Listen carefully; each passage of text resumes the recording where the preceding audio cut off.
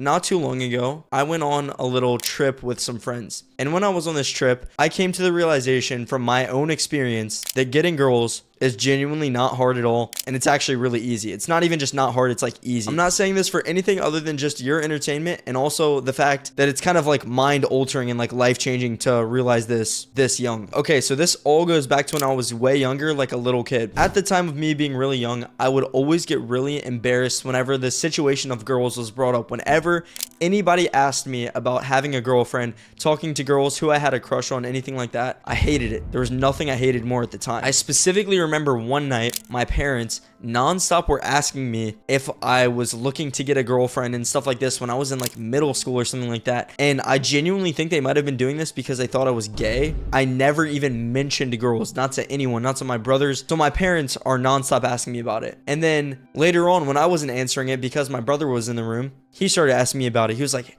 "Oh, Dylan, what girls are you talking to? I'm talking to these girls." And I would just kind of like push it off. I would like, "It's all right. It's all good. I'm just going to like keep doing my own thing. I don't care about girls." Every time I was asked, it would always go back to this "I don't care about girls" thing, when deep down I did. But at the same time, a part of me was willing to basically not have that aspect of life. When I was younger, I was like, you know what? I'm fine with not getting married ever. I'm fine with it. You know, I just accepted that fact, which is crazy.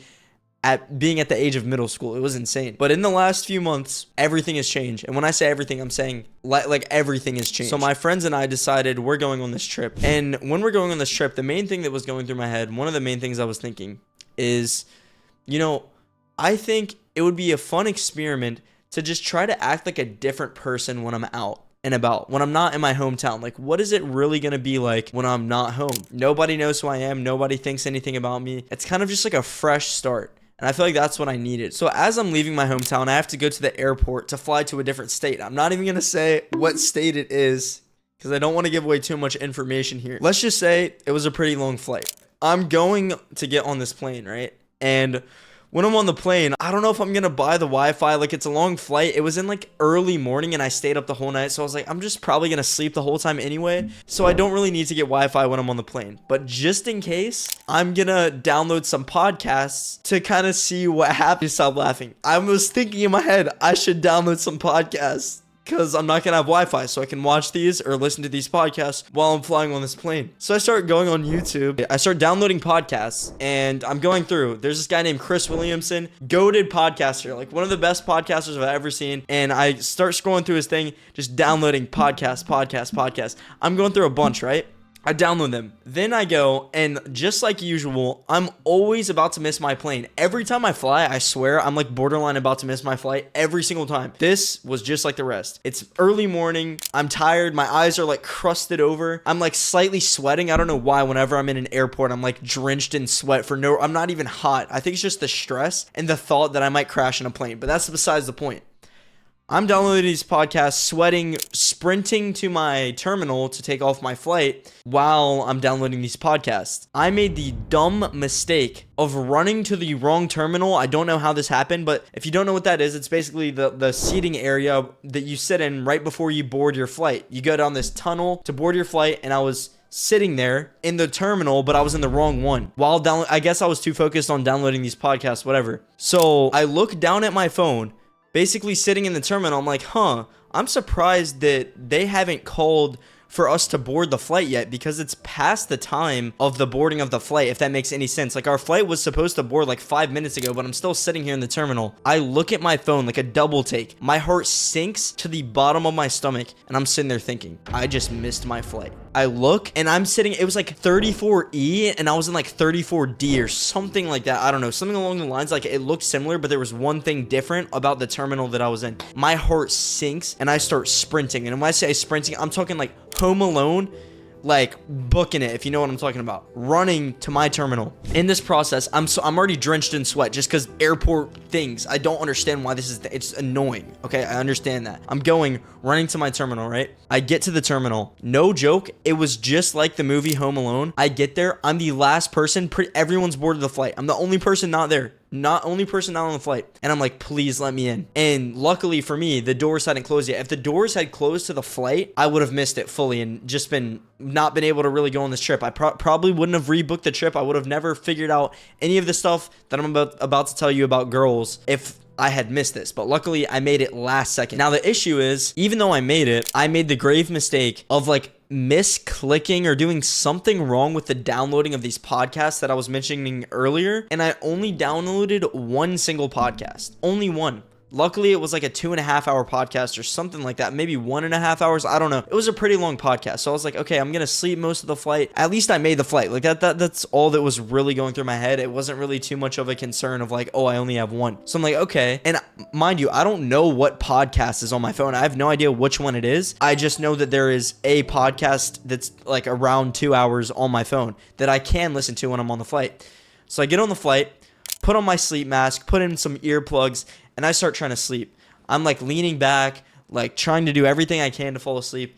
And to be honest with you, it's not working. Nothing's working. I'm exhausted, but I think the adrenaline of almost missing the flight kept me awake. So I was like, shoot, you know what? I'm just going to listen to this podcast. So I leave my sleep mask on, take out my earplugs, put some headphones on, noise canceling, and I'm sitting there. And another thing that was crazy, kind of random, both the seats next to me were actually empty. So I could lay down, and I was like, bro, this is like an amazing thing. I get to lay down on my flight with a sleep mask listening to a podcast, even though I didn't buy the Wi-Fi. Like, this is sick. So I'm like, okay, put the sleep mask on, move all like the arms of the chairs up so I can lay down in my seat. I'm just listening to my podcast, having a great time. I'm like, I'm about to go live a whole different life in a different place, like just for a short amount of time. Don't get me wrong, but like I get to experience what it's like to like, I guess kind of escape the town that I'm in right now. So I go and I turn on the podcast and I start listening. It's two guys talking. It's Chris Williamson and then his guest. The guest was some dude who's like obsessed with girls, right? Well, like not in a weird way. Well, I guess kind of in a weird way, but more so about being like an expert when it comes to girl advice and stuff like that. And I'm like, bro, I don't want to listen to this. I like listening to stuff that's more like, I don't know, makes you think, like space related stuff, whatever. But I'm stuck with this one podcast, so I'm like, might as well just hunker down and listen to it. So they start talking. This dude who's like the girl expert, they start going back and forth. And this guy has a crazy life story, right? He's talking, they're talking, and the dude's talking about how he had mansions, supercars. He was going crazy, like hanging out with like hundreds of girls per week, like doing unspeakable things with these girls. Nothing too crazy, at least that he mentioned, but like, you know what I'm talking about. That interested at this point because this guy has a life completely different to me. I sit in my room, I make videos, and I'm into self-improvement, and that comes with a lot of isolation and being alone. I'm alone all the time. So hearing this guy talking about when he was my age, having this crazy like playboy, like rich lifestyle, is just like something I've never really experienced, to be honest. So I'm like, this sounds interesting. So I'm listening more and more, and he gets into this segment after he's done talking about like his life story for the longest time. He starts talking about girl related stuff, and I'm like, wait, this is stuff that I've never thought of before. And he starts talking about like girl advice specifically, like advice that he can give to girls or give to guys about girls. And I'm sitting there and he's basically explaining it. He's saying things that I've never really thought of, but I guess some of the stuff I knew, some of the stuff I didn't. Like one thing he was saying is like guys who are really attractive do well on dating apps, but guys who aren't attractive can do extremely well with girls. Like looks basically don't matter that much, at least not as much as you would think, as long as you say and do the right things. And when he got into this part, I was like, wow, this is really interesting. Like I've never heard this stuff before. One of the main things he starts talking about is like, there's a bunch of different things you can say and do. And if you follow this sort of like code, no matter what happens, when it comes to making friends, getting girls, anything, it just works. So I'm like, okay, might as well try this, just see what happens, right? So at this point, I'm laying there on my flight, and it's almost like this podcast is like a debriefing for when I land at my destination to basically experiment and test if what he's saying is true. Now, just for some of the stuff that he was saying, one thing was like, never be serious around a girl, like unless it's like 10% of the time, but like 90% of the time, don't be serious. And then when it comes to making friends in general, make sure that you're letting them talk more than you're talking, be quiet at certain times, do this, that. I'm taking like mental note after mental note of like, okay, do this, do this, do this. It makes sense. Now, I was kind of just thinking of doing it for fun because I truly don't care about hanging out with girls and stuff like that much. I really don't. But I was like, it would be interesting, I guess, to see what would happen if I listened to this and put it to use. So I listened to this. Like I said, it's a 2-hour podcast, full thing. Listen to it. I fall asleep and it repeats while I'm sleeping. So I listened to the full thing, like full start to finish. It pauses, and then whatever happened, maybe I don't know, I was probably half asleep when it happened, but I was like, oh, I'm gonna play it again, like literally in my sleep basically. And I